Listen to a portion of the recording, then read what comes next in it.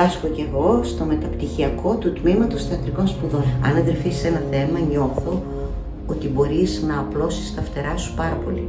Γι' αυτό η ιδέα του μεταπτυχιακού, που σημαίνει δίψα για περαιτέρω γνώση, η εντρύφηση σε ένα θέμα, σε κάνει έναν σφαιρικό άνθρωπο με μια ουμανιστική παιδεία. Είμαι ο Δημήτρης Καταλυφός, διδάσκω και εγώ στο μεταπτυχιακό πρόγραμμα των Θεατρικών Σπουδών του Πανεπιστημίου Αθηνών.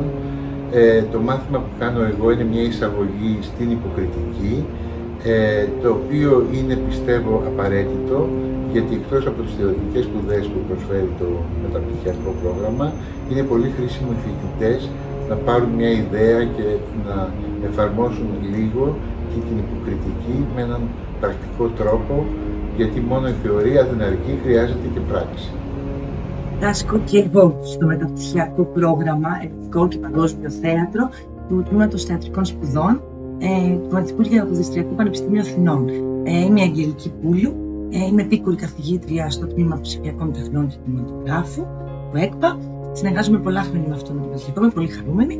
Κάνουμε μαζί το μάθημα επιλογής, παραστατικές τέχνες, νέα μέσα.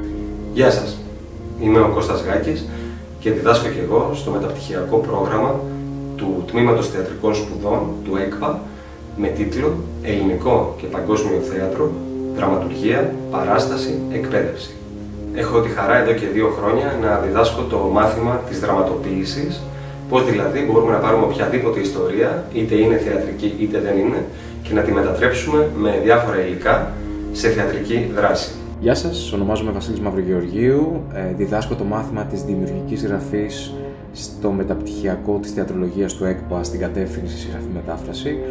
Να σας πω ότι στο μάθημά μας θα μας απασχολήσει αρκετά ο ρόλος του θεάτρου σε μια κοινωνία, πώς δηλαδή το θέατρο και η σύγχρονη γραφή βοηθάει το θεατή στο να μείνει σε ζητήματα που τον απασχολούν και προβλήματα που εμφανίζονται στο σύγχρονο τρόπο ζωής και πώς μαθαίνουμε να μην προσπερνάμε αυτού του είδους τα προβλήματα, αλλά να σκεφτόμαστε πάνω σε αυτά και να ανοίγουμε διάλογο.